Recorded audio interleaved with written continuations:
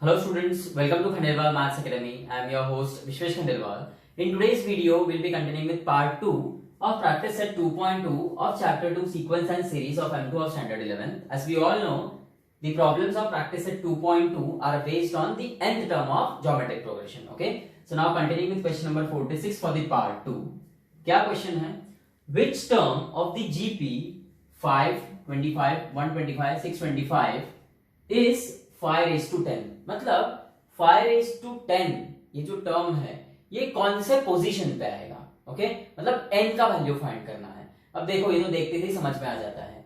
पहला टर्म क्या है 5 यानी 5 raised to 1. ओके, दूसरा टर्म है 25 5 का स्क्वायर, तीसरा टर्म है 125 यानी 5 का cube, then the fourth term है 625 यानी 5 raised to 4. मतलब फर्स्ट पोजीशन पे जो टर्म है वो 5 raised to 1 आ रहा है, सेकंड पोजीशन पे जो टर्म है वो 5 raised to 2 आ रहा है, थर्ड पोजीशन पे जो टर्म है वो 5 raised to 3 आ रहा है, फोर्थ पोजीशन पे जो टर्म है वो 5 raised to 4 आ रहा है.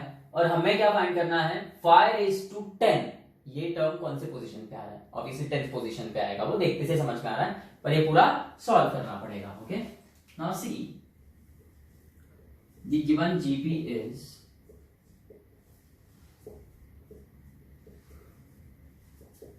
5, 25, 125, 625 और इस जीपी के लिए हमारे लिए nth टर्म का वैल्यू क्या है 5 raised to 10.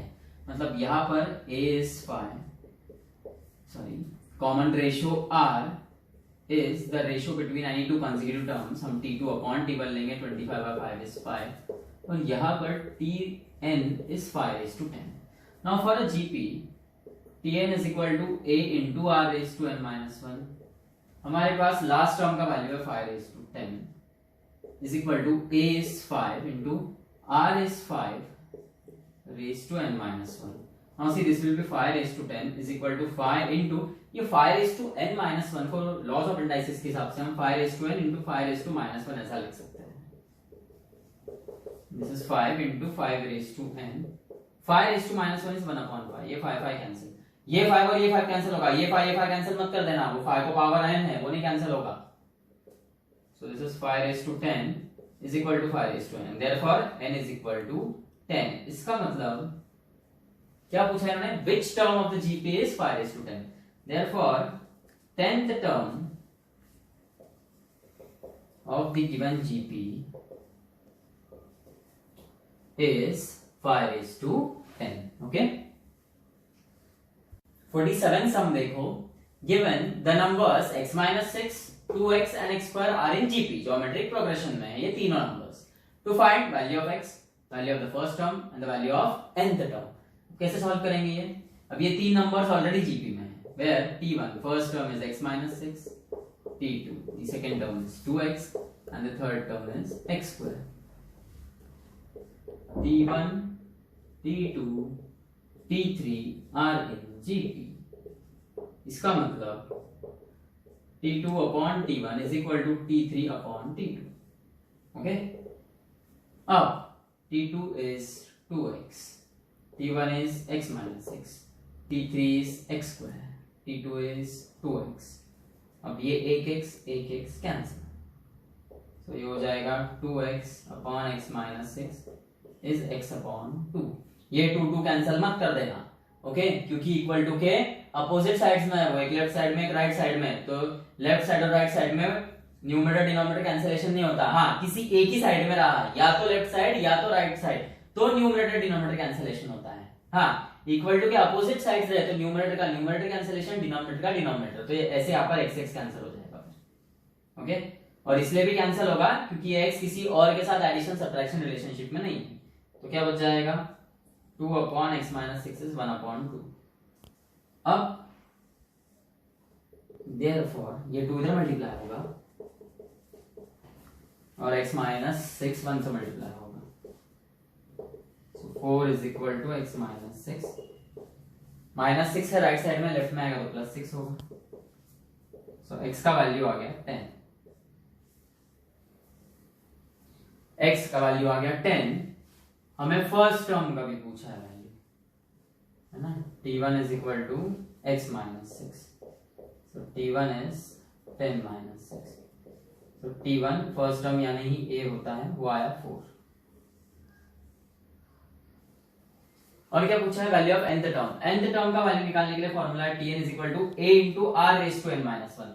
a यानी फर्स्ट टर्म का वैल्यू तो है अपने पास 4, पर r का वैल्यू नहीं है, r यानी कॉमन रेशियो। ओके, और वो common ratio is given bye या तो t2 अपॉन t1 करो या t3 अपॉन t1 करो। Okay, r is equal to t2 upon t1। What is t2? क्या t2? ये 2x, और t1 क्या है, x माइनस 6। डालो x का वैल्यू, x 10 आया था, 20/4, इसका मतलब r आ गया 5, और अब tn is a into r raise to n minus 1। a का वैल्यू है 4, r is 5 raise to n minus 1, तो ये आ गया आपका nth टर्म का value.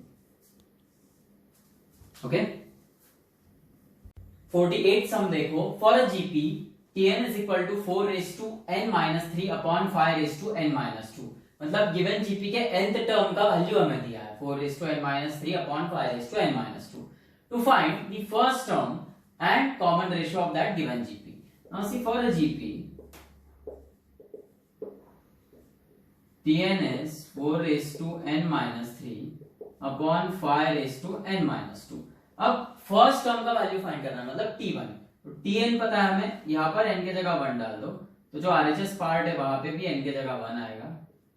So 4 raised to 1 minus 3 upon 5 raised to 1 minus 2। So this is 4 raised to minus 2 upon 5 raised to minus 1। अब ये जो 4 raised to minus 2 है, ये न्यूमरेटर में तो इसका पावर निगेटिव है, ये जब डिनोमिनेटर में आ जाएगा तो इसका पावर पॉजिटिव हो जाएगा। और वैसे ही ये 5 raised to minus 1 है, ये जब डिनोमिनेटर में तो इसका पावर निगेटिव है, तो ये न्यूमरेटर में चला जाएगा तो इसका पावर पॉजिटिव हो जाएगा। So this is 5 upon 16 t1। ये हो गया आपका value of the first term, बराबर। अब इन्होंने आपको क्या बोला है कि ये जीपी है, ऑलरेडी पता है हमें ये जीपी है। फर्स्ट टर्म का वैल्यू पूछा था, वो हमने फाइंड किया। कॉमन रेशियो, कॉमन रेशियो क्या आता है, t2 अपॉन t1 आएगा, क्योंकि वो जीपी है। सो t1 आपको पता है, t2 का वैल्यू फाइंड कर लो। t2 is equal to n के जगह 2 पुट किया, तो यहाँ पर भी n के जगह 2 पुट करो RHS में। So this is 4 raised to minus 1 upon 5 raised to 0, 2 minus 2 is 0। अब 4 raised to minus 1 है, यानी 1 upon 4 हो जाएगा, और ये 1 upon 5 raised to 0। Okay, 5 raised to 0, any number raised to 0 is 1। So ये 1 upon 4 हो जाएगा आपका t2। ओके, और r common ratio r is t2 upon t1, यानी 1/4 upon 5/16। So this r will be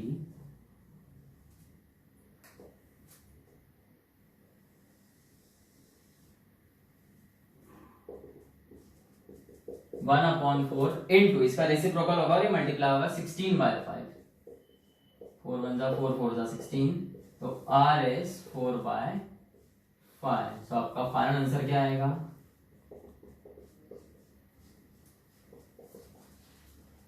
first term of the GP is 5/16 और common ratio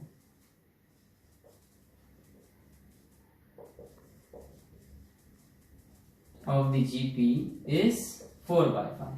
अब देखो यहाँ पर ना, इस सम में आपको ऑलरेडी बोला था कि वो जीपी है। यदि सम ऐसा आता है कि फॉर द गिवन सीक्वेंस, ऐसा बोलेंगे, for the given sequence tn is equal to 4 raised to n minus 3 upon 5 raised to n minus 2, verify whether the given sequence is GP or not, and if it is a GP then find the first term and the common ratio of given GP। तो हम ऐसा नहीं कर सकते हैं, फिर method बदल जाता है। यहाँ पे ऑलरेडी बोल दिया था कि ये जीपी है, और जीपी का nth टर्म का वैल्यू हमें दिया था, तो भैया फिर फर्स्ट रेशियो यानी क्या, ये जीपी का nth टर्म है तो n की जगह 1 पुट कर दो, ये आ गया t1 is 5/16। और as it is a GP, तो भैया मैं उस पे से t2 का भी वैल्यू निकाल लूंगा, और जीपी है तो common ratio r is t2 upon t1। ये इतने आसानी से हो गया। पर अब नेक्स्ट फ्रेम में देखेंगे क्वेश्चन मॉडिफाई करके कि यदि ये जीपी नहीं दिया होता और पहले पूछा होता कि वेरीफाई करो ये जीपी है या नहीं, तो हम क्या करते थे। ओके, नेक्स्ट फ्रेम में देखेंगे। अब देखो ये क्वेश्चन नंबर 48 हमने मॉडिफाई किया। इसमें गिवन आएगा for a sequence tn is equal to 4 raised to n minus 3 upon 5 raised to n minus 2, and now verify whether the sequence is GP or not। Okay, और यदि वो GP रहा तो फिर फर्स्ट टर्म और common ratio find करना है। अब देखो ऐसा सम हम अरिथमेटिक प्रोग्रेशन के लिए देख चुके हैं, ओके। और ऐसा कुछ रहता है कि verify whether the given sequence is AP और नॉट, तो हम क्या करते हैं उसमें tn माइनस tn माइनस 1 का वैल्यू फाइंड करते हैं, और यदि ये वैल्यू कांस्टेंट आ गया तो गिवन सीक्वेंस इज एपी। तो अब जीपी में क्या करेंगे, अब जीपी में tn माइनस 1 नहीं करेंगे, क्योंकि एपी में जो कॉमन डिफरेंस है वो कांस्टेंट आता है, तो जीपी में कॉमन रेशियो कांस्टेंट आता है। तो यहाँ पे जीपी के लिए हम करेंगे tn upon tn minus 1, okay. तो सबसे पहले देखो for a sequence tn is 4 raised to n minus 3 upon 5 raised to n minus 2, okay. अब tn माइनस 1 के वैल्यू फाइंड करो, n के जगह n माइनस 1, सो जो RHS है वहां पे भी n के जगह n माइनस 1, और ये ऑलरेडी माइनस 3 था, n के जगह n माइनस 1, ये ऑलरेडी माइनस 2 था, so this is 4 raised to n minus 4 upon 5 raised to n minus 3, this is tn minus 1। अब हमें क्या फाइंड करना है, इनका ratio tn upon tn minus 1 which is 4 raised to n minus 3 upon 5 raised to n minus 2 upon 4 raised to n minus 4 upon 5 raised to n minus 3। अब देखो इसको solve करने का बहुत आसान तरीका है, क्या करो, ये जो न्यूमरेटर पार्ट दिख रहा है ना, ये 4 raised to n minus 3, इसे हम ऐसा लिख सकते हैं 4 raised to n into 4 raised to minus 3 upon ये 5 raised to n minus 2 यानी 5 raised to n into 5 raised to minus 2, और क्या करेंगे, ये जो डिनोमिनेटर पार्ट था इसका रेसिप्रोकल ले लेंगे तो ये मल्टीप्लाई हो जाएगा, यानी 5 raised to n minus 3 5 raised to n into 5 raised to minus 3, और ये जो 4 raised to n minus 4 था ये होगा 4 raised to n into 4 raised to minus 4। अब ये 4 raised to n 4 raised to n cancel, 5 raised to n 5 raised to n cancel, अब सिर्फ कांस्टेंट टर्म बचेंगे। अब ये 4 raised to minus 3 है, ओके। अब 4 raised to minus 3 न्यूमरेटर में, डिनोमिनेटर में आ जाएगा तो 4 क्यूब हो जाएगा, और वैसे ही डिनोमिनेटर में 5 raised to minus 2 था, ये न्यूमरेटर में गया तो 5 स्क्वायर हो जाएगा। वैसे ही ये 5 raised to 3 न्यूमरेटर में डिनोमिनेटर में आएगा, sorry 5 raised to minus 3 numerator में डिनोमिनेटर में आएगा तो 5 क्यूब हो जाएगा, और 4 raised to minus 4 डिनोमिनेटर में न्यूमरेटर में जाएगा तो 4 raised to 4। अब देखो ऊपर कितने 5 है 2, और कितने 4 है 4, भाई 4 cube 4 into 4 into 4 5 cube 5 into 5 into 5, ये ऊपर के 2 5 नीचे के 2 5 कैंसिल, नीचे के 3 4 ऊपर के 3 4 कैंसिल, तो क्या बच गया 4/5, और ये कांस्टेंट है,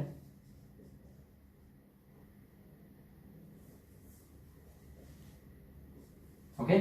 इसका मतलब tn upon tn minus 1 is constant, therefore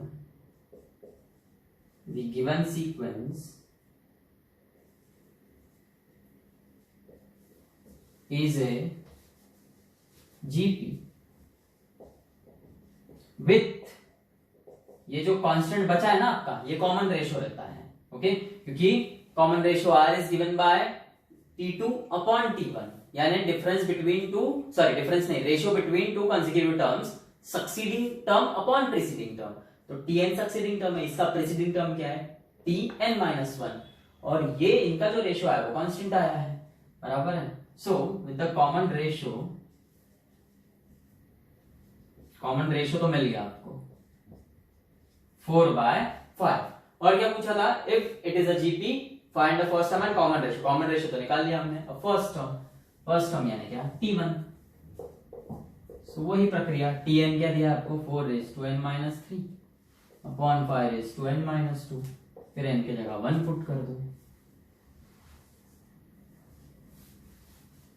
so this is 4 raised to minus 2 upon 5 raised to minus 1, ये 5 raised to minus 1 है, डिनोमिनेटर में है, विद नेगेटिव पावर न्यूमरेटर में जाएगा तो पावर पॉजिटिव हो जाएगी, और 4 raised to minus 2 न्यूमरेटर में विद नेगेटिव पावर डिनोमिनेटर में आएगा तो पावर पॉजिटिव हो जाएगी। इसका मतलब T1 first term is 5/16, okay. So final answer आएगा the given sequence is a GP with first term 5/16 and common ratio 4/5, okay। सो देखो, अब से कभी भी आपको किसी गिवन सीक्वेंस का nth टर्म का वैल्यू अगर दिया रहा और ये पता करना है कि वो सीक्वेंस एपी है, तो आप tn माइनस वन का वैल्यू निकालोगे और वो वैल्यू कांस्टेंट आने को ना, कोई भी real number. Okay, so it will be an AP. और यदि बोला है कि वो सीक्वेंस जीपी है ऐसा बताओ, तो आप tn upon tn minus one का वैल्यू निकालोगे और वो भी एक कांस्टेंट आना चाहिए। Okay, then that sequence will termed as a GP. और tn माइनस वन जो कांस्टेंट आता है वो उस एपी का कॉमन डिफरेंस है, और tn upon tn minus one जो कांस्टेंट वैल्यू आएगा वो उस जीपी का कॉमन रेशियो है। और यदि ऐसा कोई सम आया कि फॉर गिवन सीक्वेंस, और सीक्वेंस एंड टर्म का वैल्यू दिया जाएगा और बोलेंगे कि verify whether it is a GP और एन एपी, तो भैया आपको सबसे पहले tn माइनस वन निकालना होगा। ये अगर कांस्टेंट आ गया आपका तो भैया वो एपी है, फिर आपको tn upon tn minus one solve करने की जरूरत नहीं है। लेकिन यदि tn माइनस वन कांस्टेंट नहीं आता है तो वो एपी नहीं है, फिर आपको जीपी के लिए सॉल्व करना होगा। ओके, 49 सम देखो, find the GP for which sum of first two terms is -4 and the fifth term is 4 times the third term. अब देखो, let the GP be first term of GP a आएगा। Okay, अब हमें पता है कि in a GP if the first term is given the next term can be obtained by multiplying the common ratio to the preceding term. तो पहला term अगर a है तो दूसरा आएगा a इंटू आर, तीसरा a r square, then a r cube, a r raise to 4 and so on. और यही अगर एपी में रहता तो हम कैसे लेते हैं terms? The first term is a, the second is a plus D, the third is a plus 2d, the fourth is a plus 3d and so on.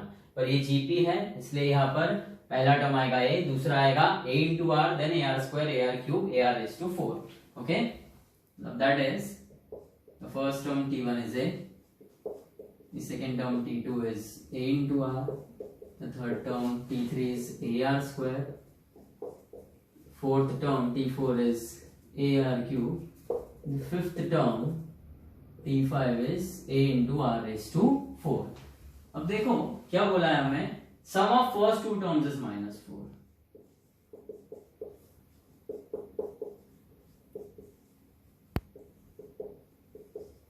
मतलब a plus a r is -4, a common निकालो तो बच जाएगा a into one plus r is -4, इसे one नाम दे दो, इससे आगे कुछ नहीं हो सकता है। और सेकेंड कंडीशन क्या दी है, fifth term is 4 times the third term.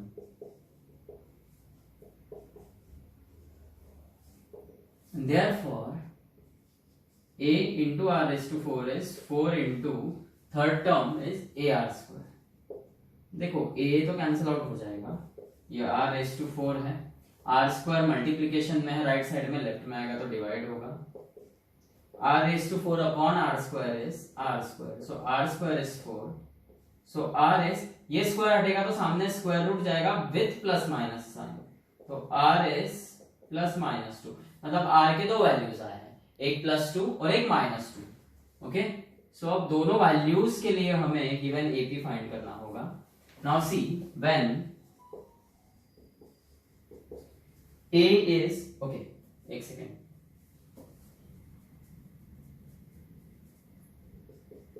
Put r is equal to 2 in 1। Okay, r के जगह 2 डालो 1 में, therefore a into 1 plus 2 is equal to -4, मतलब a into 3 is -4, so a is -4/3। okay, और put r is equal to -2 in equation 1, so वो हो जाएगा a into 1 plus -2 is equal to -4, this will be 1 plus into minus minus, 1 minus 2 is -1, मतलब minus a is -4, इसका मतलब a is 4। सो देखो जैसे हमारे पास r के दो वैल्यूज आए, एक +2 और एक -2, तो वैसे ही when r will be 2 a will be -4/3 and when r will be -2 a will be 4। अब ये वैल्यूज लेके हमें गिवन जीपी के टर्म्स फाइंड करने हैं। ओके, मतलब हम ज्यादा से ज्यादा 3 टर्म्स फाइंड करेंगे, फर्स्ट, सेकंड और थर्ड। उन्होंने क्या बोला है, find a GP. So now see,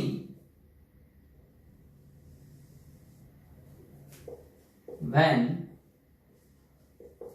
a is -4/3 and r is 2, a तो -4/3 आ गया आपका, फिर a इंटू आर क्या आएगा, -4/3 इंटू 2 यानी -8/3, और a इंटू आर स्क्वायर क्या आएगा, -4/3 इंटू 2 का स्क्वायर यानी -4/3 इंटू 4 यानी -16/3। Okay, and so on. और when a is 4 and r is -2, so when a is 4 and r is -2, a तो 4 रहेगा आपका, a into r will be 4 into -2 यानी -8, a into r square will be 4 into -2 का square यानी 4 into 4 16 and so on। so final answer लिखना होगा अभी। Okay, so now see,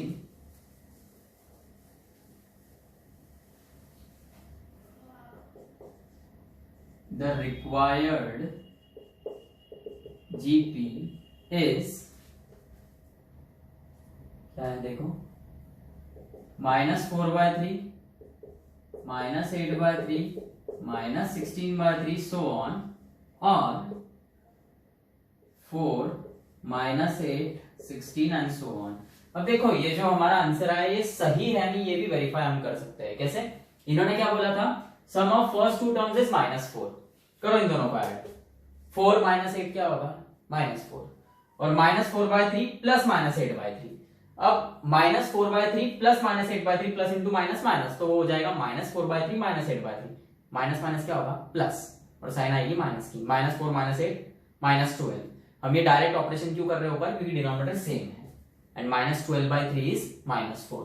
सो हमारा जो आंसर आया है वो सही है। ओके, 50th सम देखो, for a GP 5th term is x, 8th term is y and 11th term is z, to verify y² equal to x/z, मतलब LHS इक्वल टू RHS बताना है। अब सबसे पहले जो दिया है उसका यूज करो। Now see, for a GP 5th term is x मतलब T5 x है, 8th टर्म इज y मतलब T8 is y, and 11th term is z मतलब T11 is z। Now for a GP Tn is equal to a into r raised to n-1 होता है। अब इसी n के जगह 5 put करो, सो LHS में n के जगह 5 आया तो RHS में जहां जहां n है उसके जगह 5 आएगा। T5 is x, so x is a into r raised to 4, इसे 1 नाम दे दो। ओके, अब वैसे ही n के जगह 8 पुट करो फॉर्मूले में, सो जहां जहां n है वहां पर 8 आ जाएगा, और T8 is y, so y is a into r raised to 7, इसे 2 नाम दे दो।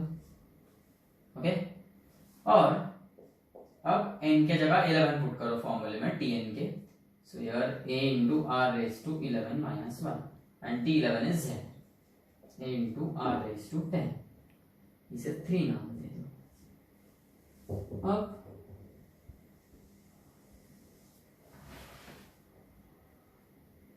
अब y² का वैल्यू निकालो, y² is equal to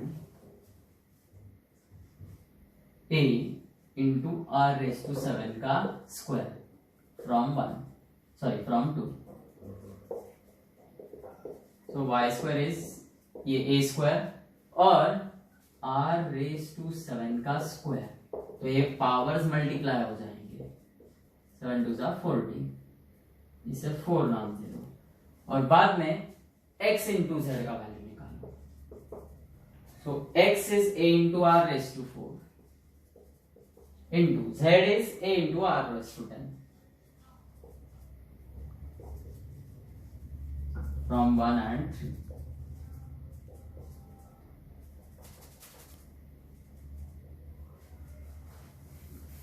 okay, a into a square, r raised to 4 into r raised to 10, multiplication में टर्म्स बेस में power अलग है तो पावर्स ऐड होते हैं, 4 plus 10 is 40, so x z is a square r raised to 40 now from 4 and 5